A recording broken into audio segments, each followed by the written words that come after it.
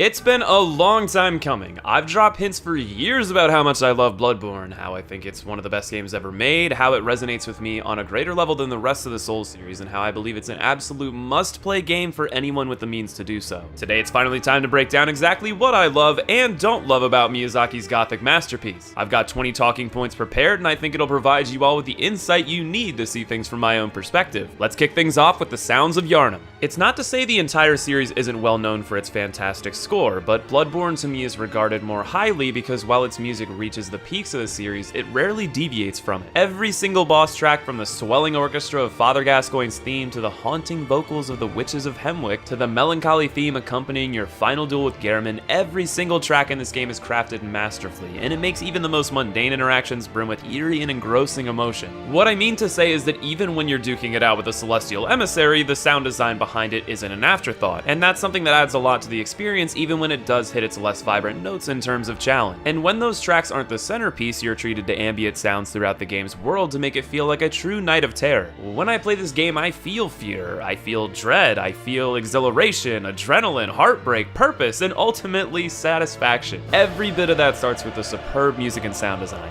We're only through a single level and I already feel like I'm drooling with praise. Well, it's gonna keep coming in droves when it comes to the level design. The first level in the game, Central Yharnam, is in my mind one of the best introductory levels ever designed in a video game. It has enemies of varying difficulty to introduce the player to different enemy fighting styles and offers growing levels of challenge. It has many items that are useful for first-time players, such as upgrade materials, blood echo drops, healing and bullet stores, and even stands as one of the best places in the game to farm for healing items. It boasts a winding jungle of different paths that are interconnected in a brilliant way, with multiple shortcuts connecting the beginning lamp to both of the area bosses. These two bosses included are first a large beast to prepare you for the monstrous behemoths ready to come that is on the easier end of the spectrum, and it includes a challenging boss that in many ways attempts to force you to adapt to the game's aggressive playstyle. It even includes colorful NPCs, one of which can make the aforementioned boss easier by way of using a special item. The incline in difficulty after the area isn't too large either, so if you spend your time fully exploring and conquering the challenges within, it should help you feel well prepared for what lies ahead. And this is only the first of many well-designed levels. I've said many times that I play this series primarily for its combat and bosses. When I did the area rankings, I got bored because I don't enjoy talking about them as much. Most of them are one and done. Once I've beaten them, their thrill is gone. But while Bloodborne certainly does hold a few that can be tedious to experience, I can't argue that even those aren't designed with immense attention to detail. Whenever I remake my way through the game, I rarely feel inconvenienced by having to redo the levels, but rather enjoy the expert craftsmanship all over again. Seriously, I'm making myself want to play Bloodborne right now just by talking about it. Instead, let's talk lore. Yeah, that's a big thing in this series, right? Lore speculation is a massive part of the community, and it's one that I've primarily shied away from. Why?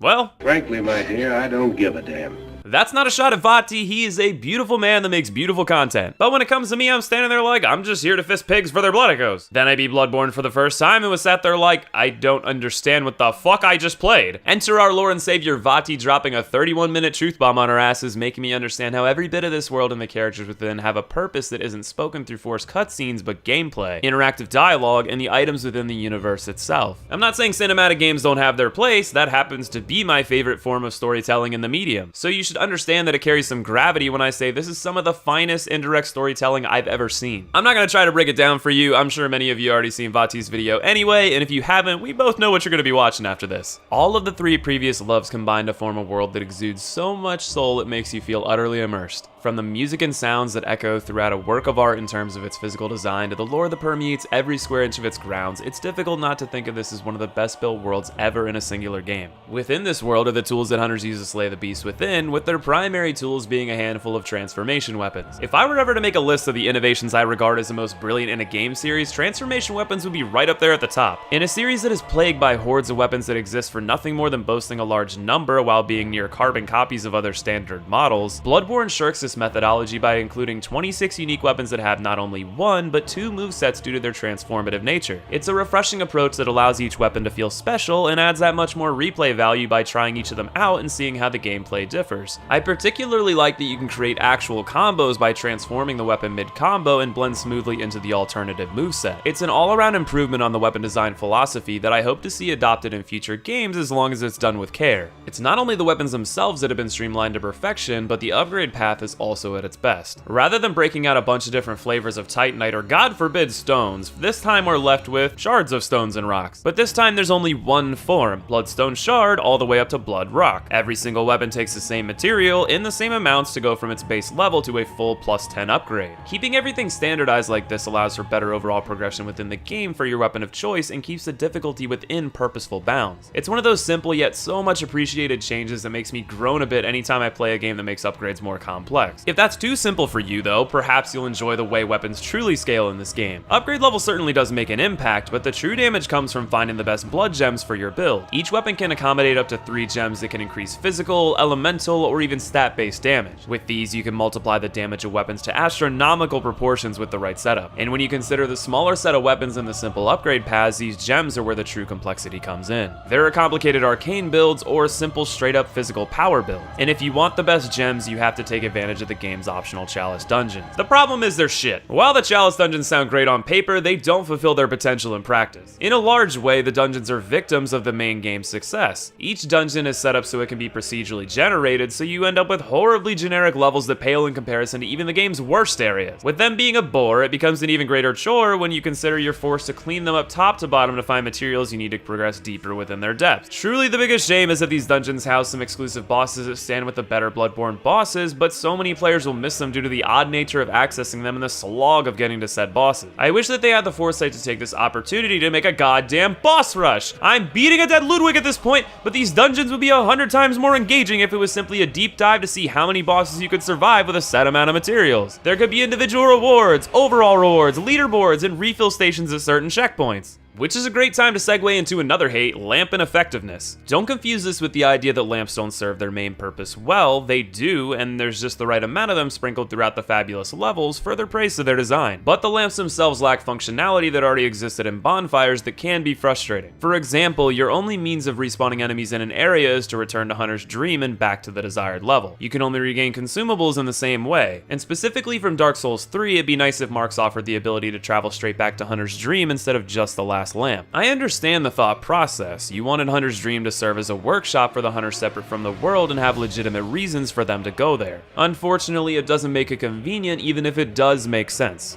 This is exacerbated all the more by the longer load times on the PS4. It is impossible to get on the topic of Bloodborne being a PS4 exclusive without talking about Bloodborne's frame rate problems. It is far too common to see the frame rate chug, and that's assuming you're okay with a lock 30 frame rate in the first place. I am, and I can deal with frame drops too, but it's hard to argue the game wouldn't be better with a consistent 60 frames, which PC could allow for. I'm not gonna sit here and argue that Bloodborne shouldn't be exclusive. Sony funded the game and it may not exist without that involvement. I'll take a game like this being made for a single system over it not being available at all. That said, I do agree it's a shame for those who don't have the financial means or desire to experience it. Getting back to systems within the game and not the actual game systems, I'd be hard-pressed not to mention the Bell Bitch system. I'm all for creating a thematic multiplayer model for a different universe, but why did it have to be so much stranger? Before I get completely into it, I have to praise Bloodborne for at least having a password system. But while something of that nature would help in the Dark Souls sign system, see Dark Souls 3, it becomes absolutely necessary in Bloodborne if you want to play with friends. You gotta put in a password, ring a bell, and cross your fingers if Bloodborne feels like connecting you. The PvP is even more nonsensical. For PvP to take place, you need a Bell Bitch in your area. Well, this only happens if you summon someone else to your world, that is, unless you're in 2 specific areas in the game. Even then, those bitches only stay there for as long as the bosses do. So invasions in this game are a near guaranteed gank, and the PvP is locked to 2 areas, so it's an understatement to say it and invasions are limited. Personally, I don't care. I play these games for the singular challenge and have little interest in playing with others, but I won't disregard that it's a vastly inferior system for those that do care. While I don't expect my opinions on the multiplayer system to be all that debated, I do think the healing system in Bloodborne is much more divisive. In this game, you start with 20 vials, and you end with 20 vials if you have any left, that is. Unlike Dark Souls, you don't have your healing restored by resting, but you must obtain it from within the world. This has its advantages and disadvantages. The healing in this game is perfectly balanced because no matter where you are in the game, you always have the same amount of healing available to you, and it always heals 40% of your HP per vial. So if if you increase your max HP, your healing increases with you. And as you meet enemies and bosses that are more difficult to dodge, you'll find your healing stores don't go as far until you get better. And that's what these games are all about. The one problem with the system is if you run out, your only options for healing are either farm more or buy them with blood echoes. But the players most likely to run out of vials are beginners, and they need those echoes for leveling. You could ask them to farm, but how many people keep a level head when losing again and again to the point of having to farm more healing? Probably not many. It may be enough to cause people to drop the game. With that said, it was never enough to turn me off personally, and I think the advantages far outweigh the con. A final note is that I could see how you would argue that you should be able to restore your consumables from lamps like I argued similarly before. But I meant things like Molotovs, bolt paper, not bullets and vials. I think it's very much an intentional and key decision that you can't obtain more healing unless taken from corpses of your foes in one run out of the hunter's dream. That adds to the balance of the difficulty and would be altered if you were able to rest at the lamp. Then again, this respawns all the enemies in Dark Souls, so I could see going back and forth on this all day long. I'll end it by saying I could see either method of replenishment working, but they would have to have the same rules, no interchanging, but I feel like scaling vials are far superior to Estus that requires shards, kindling, bone dust, etc. Of course, the ultimate system within Bloodborne is its combat, and it's by far the most impressive version in the series in my mind. With respect to the fact that it goes for a different approach than Dark Souls, I can't help but love the focus on greater speed and aggression. I play Dark Souls the same way. Shields are only used for parrying, and I rely on my dodging skills to get by. So after playing Demon Souls and Dark Souls for the first time this way, I immediately was swooning for the way Bloodborne rewards this style. The quick step is a big part of this, as is the regain system. I love being able to dodge quickly and getting right back into countering, especially since this is assisted by the ability to recoup health recently lost by beating it out of your enemies. Every bit of this rewards a fast and furious playstyle, and it's my favorite way to play. It feels fluid, exhilarating, and satisfying as hell when executed to perfection. I mentioned parries, and damn if they aren't amazing as well in Bloodborne. Since shields are scarce and useless in Bloodborne compared to their Souls counterparts, you almost always have a gun equipped. Shooting this at the right time will allow you to parry and consequently riposte most enemies. One of my favorite parts of this is that enemies have different parry windows. Enemies like the church servants in the early game will teach you how to parry by being open at any point during their attack animations, while bosses like the Orphan Accost have the smallest windows of opportunity. And as always, parries are a risky proposition. If you fail, you're gonna get hit. Something that's typically been less risky are backstabs. Dark Souls has always been plagued by backstab fishing. Instead of trying to solve it the Dark Souls 2 way by putting enemies on a turnstile, Bloodborne asks for more timing and planning from the player. To backstab here, you'll have to fully charge an attack and hit the enemy from behind with it to knock them down into a repostable state. It's a brilliant change that keeps the backstab, but limits the fishing. I do have some minor complaints about the combat, however. First of all, counter damage in Bloodborne is downright filthy. If you get hit during a dodge, you take double damage. That's right, 200% of the damage you'd normally take, and in a game where some attacks can kill you in 2 to 3 hits, this quickly becomes a very annoying problem. It becomes all the more problematic when you add in circle jumping. By this, I mean you jump with the same button you sprint with. It's always felt uncomfortable to me, but the worst part is sometimes you'll sprint in combat and accidentally jump instead of dodge. This leads to getting walloped for double damage thanks to the obscene counter hits. Still, the combat system is about as close to flawless as you can get despite a few warts, and it's always a delight to experience. I've talked about combat, so naturally what's left on my favorite list are the bosses. Dark Souls 3 comes close, particularly with the excellence of 3/4 of the Ring City, but for me, nothing beats Bloodborne when it comes to bosses. From start to finish, every single boss is rewarding in some way, shape, or form. Cleric Beast is a trial and smacking that booty and teaches the player how to take advantage of his position against large enemies to come. Gascoigne is a multi-phase fight that progressively forces the player to make masterful use of spacing, aggression, dodging, parrying, and timing. Vicar Amelia is the first truly challenging large beast with a fair and enjoyable moveset. Blood-Starved Beast rewards adept parrying and dodges while punishing those with poor positioning. Parl is a DPS test that can be questionable, but it will be a blast if you aren't over or under leveled. The Witches of Hemwick are a neat puzzle in theory, but yeah.